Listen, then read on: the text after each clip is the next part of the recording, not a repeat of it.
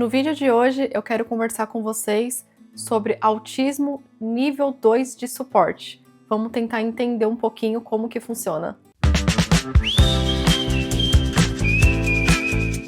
Quando uma criança recebe o diagnóstico de autismo nível 2 de suporte, é muito comum que nós, pais, sentimos muito medo, muita insegurança e a gente se faz algumas perguntas, né?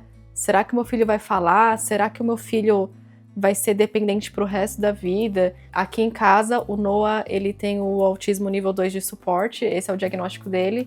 Então, eu quero conversar com vocês um pouco sobre isso e vamos entender quais são as características, como que funcionam as intervenções e tudo mais. A classificação do autismo por níveis de suporte, ela vem do DSM-5, que é o manual de diagnóstico usado pelos profissionais da área da saúde, e ela vai dividir, então, o TEA, né, que é o transtorno do espectro autista, em 3 níveis de suporte. Esse nível de suporte é de acordo com a quantidade que essa pessoa vai precisar de suporte para desenvolver as tarefas ali do dia a dia. Então, o autismo nível 2 de suporte significa que essa pessoa, ela necessita de suporte substancial. Então, no geral, são pessoas que ela já têm aí prejuízo na comunicação, algumas são não verbais, né?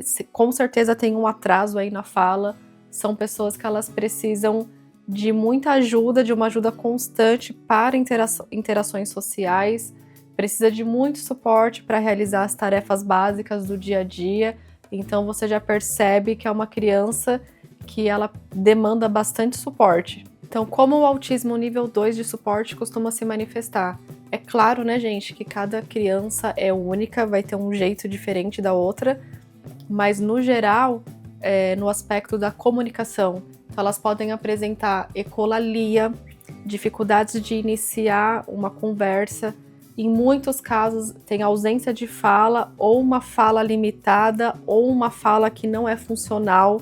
Elas precisam de comunicação alternativa e aumentada, pode precisar de apoio visual para poder se comunicar, então você já percebe aí que já é um prejuízo um pouco maior. Do ponto de vista da interação social, são crianças que você vê que ela tem dificuldade de brincar com outras crianças, geralmente ela prefere brincar sozinha, então elas têm pouco interesse, né, por brincadeiras compartilhadas, e no geral, quando ela faz uma interação social, geralmente ela é intermediada por um adulto, não é uma coisa que vai partir ali da criança. Já do ponto de vista do processamento sensorial, então são crianças que já têm mais hipersensibilidade e hipossensibilidade sensoriais, ela já tem crises em ambientes que são muito barulhentos, que tem muitos estímulos, é muito difícil para elas lidar nesses ambientes, e também são crianças que elas já começam a ter mais crises por conta dessa sobrecarga sensorial. Já do ponto de vista da rigidez e da regulação emocional,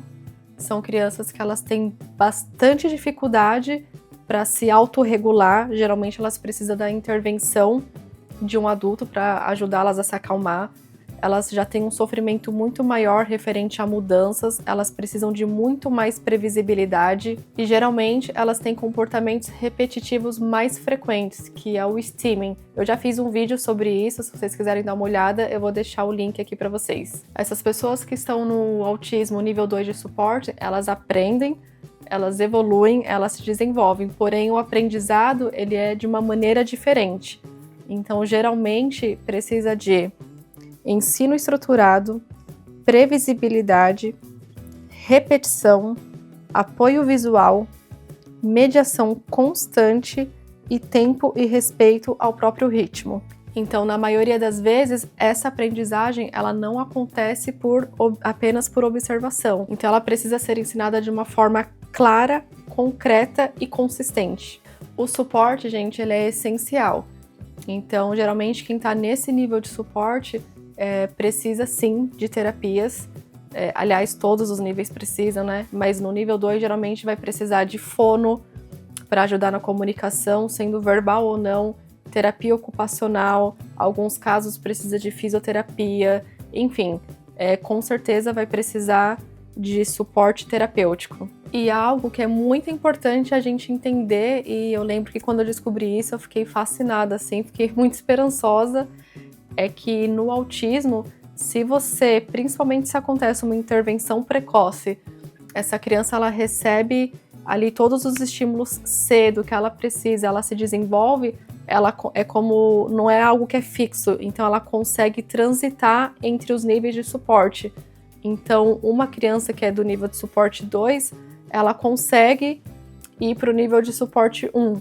Como que isso funciona? Então, por exemplo, quando eu fiz o diagnóstico do Noah, ele foi considerado o nível de suporte 2. Então, se ele evoluiu, se hoje ele tem mais autonomia, ele precisa de muito menos suporte, de muito menos apoio para as coisas do dia a dia. Então, se hoje, depois de todas as intervenções, eu levasse ele para fazer um diagnóstico, por conta da evolução dele, do tanto que ele desenvolveu, provavelmente aquele profissional iria fazer um diagnóstico e ia falar, não, ele está no nível 1 de suporte. Por quê? Porque ele desenvolveu.